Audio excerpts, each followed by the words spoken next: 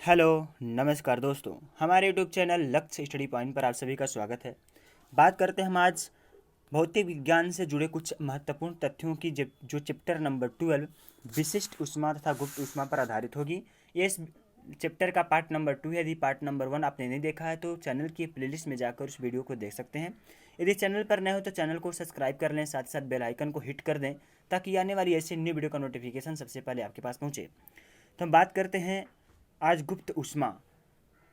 जो part number 1 में गुप्त ऊष्मा पढ़े तो इसके जो प्रकार होते हैं पार्ट नंबर 2 में पढ़ना है हमें। तो पहले जान लेते हैं हम गुप्त ऊष्मा होती क्या है। तो गुप्त ऊष्मा सामान्यतः अवस्था परिवर्तन में यूज होता है। तो नियत ताप पर, यानी कि ताप उसमें नियत रहता है, नियत ताप पर पदार्थ की अवस्था में परिवर्तन के लिए जो आवश्यक ऊष्मा की मात्रा होती है उसे हम कहते हैं उस पदार्थ की गुप्त ऊष्मा, जिसे हम यल से डिनोट करते हैं। यहाँ पर सूत्र डिनोट होता है Q बराबर यम यल, जहाँ यल होती है विशिष्ट ऊष्मा, Q बराबर दी गई अथवा ली गई ऊष्मा होती है, यम पदार्थ का द्रव्यमान होता है। बात करते हैं हम उस ऊष्मा के प्रकार की, यानी कि गुप्त ऊष्मा के प्रकार की। तो पहला आता है वाष्पन की गुप्त ऊष्मा, दूसरा होता है गलन की गुप्त ऊष्मा। तो वाष्पन की गुप्त ऊष्मा जान लेते हैं क्या होती है। तो नियत ताप पर द्रव के एकांक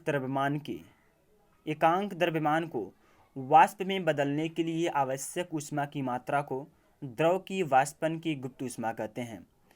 यानी कि आपको चाहे भी जो भी गुप्त ऊष्मा उस ताप को हम करते हैं नियत, यानी कि नियत ताप पर किसी द्रव के एकांक द्रव्यमान को वाष्प में बदलने के लिए जितनी ऊष्मा की आवश्यकता होती है उस ऊष्मा की मात्रा को हम कहते हैं उस पदार्थ की वाष्पन की गुप्त ऊष्मा।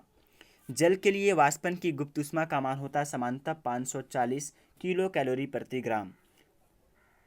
जल के लिए जो होता है गुप्त ऊष्मा का मान, वाष्पन की गुप्त ऊष्मा का मान 540 कैलोरी प्रति ग्राम, किलो कैलोरी प्रति ग्राम।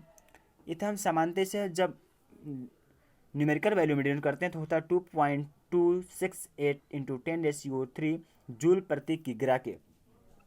तो हम इसमें जान लेते हैं क्या परिभाषा दिया। तो 1 ग्राम जल को 100 डिग्री सेल्सियस पर वाष्प में बदलने के लिए, वाष्प में बदलने के लिए मतलब वाष्पन करने के लिए, क्योंकि 100 डिग्री सेल्सियस पर जल उबलना प्रारंभ हो जाता है, यानी कि वाष्प में बदलना प्रारंभ हो जाता है।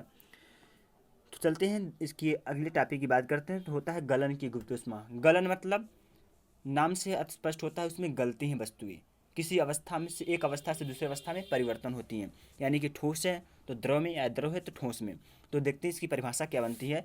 तो नियत ताप पर ठोस के एकांक द्रव्यमान को द्रव में बदलने के लिए आवश्यक ऊष्मा की मात्रा को ठोस की गलन की गुप्त ऊष्मा कहते हैं। यहाँ पर बात करिए ठोस, ठोस में आ जाते हैं आपके बर्फ भी। तो नियत ताप पर ठोस के एकांक द्रव्यमान का मतलब है यम की वैल्यू होती है 1 ग्राम अथवा 1 किलोग्राम।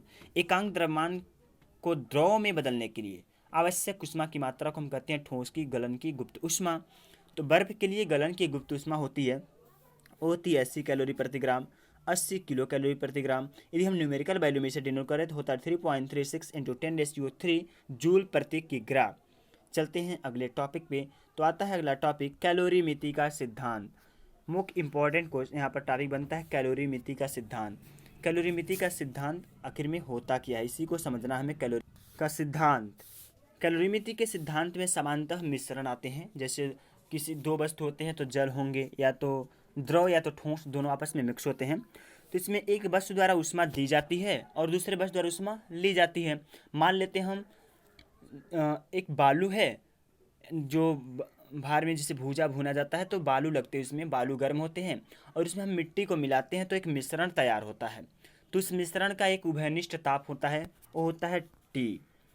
बालू का ताप होता है T1, मिट्टी का ताप होता है T2। बालू का द्रव्यमान m1 और मिट्टी का द्रव्यमान m2। बालू का विशिष्ट ऊष्मा S1 और मिट्टी का विशिष्ट ऊष्मा S2 होता है। तो इनके बीच होता है क्या, जो दी गई ऊष्मा होती है वह ली गई ऊष्मा के बराबर होती है। तो मान लेते हैं हम T1 is greater than T2 है, T1 का मान T2 से अधिक है, यानी कि जो बालू का तापमान है वो मिट्टी के तापमान से अधिक है। तो इसी पे फार्मूला डिनोट करना होता है। तो होता है इस कैलोरीमिति के सिद्धांत के अनुसार होता है एक वस्तु द्वारा दी गई ऊष्मा बराबर दूसरी वस्तु द्वारा ली गई ऊष्मा होती है। तो हम ऊष्मा जो देते हैं तो क्या करते हैं, T1 अधिक है तो समझिएगा होता है m1 क्योंकि यहाँ पर हमने पढ़ा ऊष्मा बराबर क्यू बराबर होता है क्या, m s del T. Del T मतलब ताप परिवर्तन। इसी फार्मूले से हमको कैलोरीमेट्री का सिद्धांत फाइंड आउट करना है। तो यहाँ पर होता है Q1 बराबर Q2, Q1 बराबर Q2, दी गई ऊष्मा बराबर ली गई ऊष्मा। तो ताप T1 बालू का ताप अधिक है, देखिए क्या होता है यम1 S1। अब ताप परिवर्तन, अधिक ताप है तो कम ताप, यानी कि उसमें से ताप माइनस यानी कि डिक्रीज होंगे, घटेंगे। तो T1 माइनस टी क्या है, यह मिश्रण का ताप है, यानी कि मिश्रण बनता है उसका ताप है।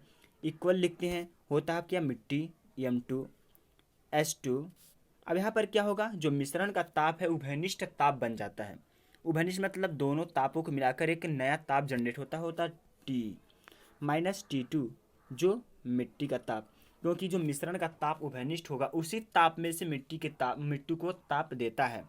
तो यानी कि दी गई ऊष्मा बराबर ली गई ऊष्मा, कैलोरीमेट्री का सिद्धांत होता है।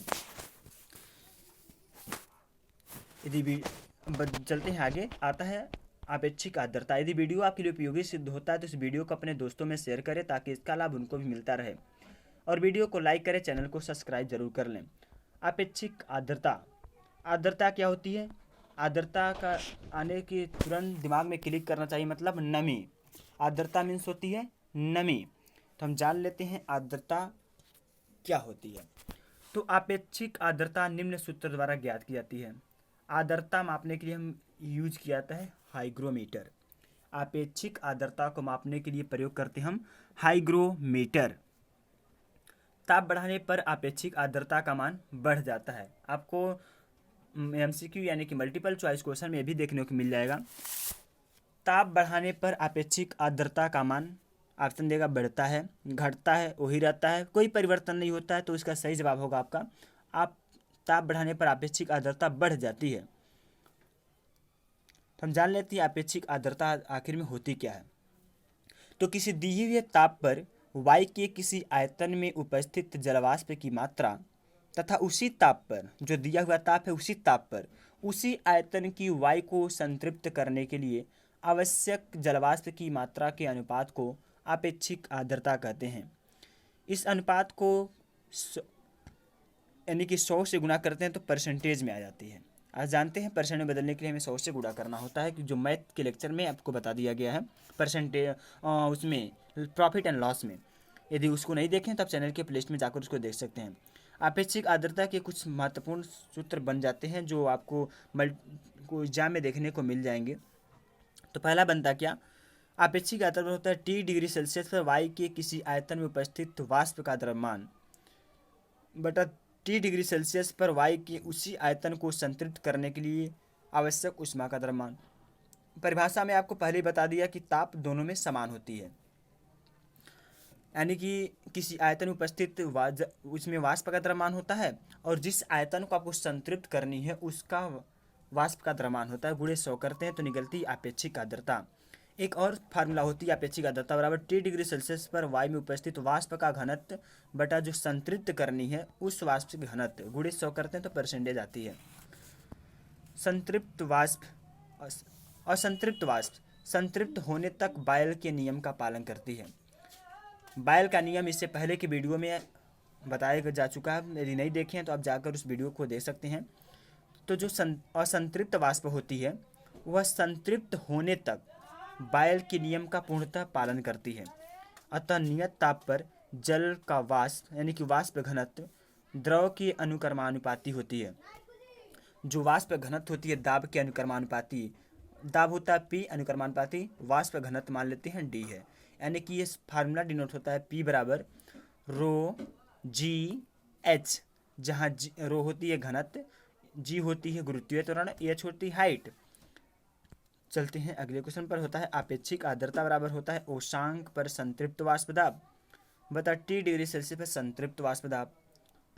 ओशांक मतलब ओस होते हैं। ओशांक वह ताप है जिस पर वायु के किसी आयतन में उपस्थित जलवाष्प वायु के आयतन को संतृप्त कर देती है। यदि आप चैनल पर नए हो तो चैनल को सब्सक्राइब कर लें। वीडियो अच्छा लगे तो वीडियो को लाइक जरूर करें। वीडियो देखने के लिए आपका धन्यवाद। जय हिंद, जय भारत।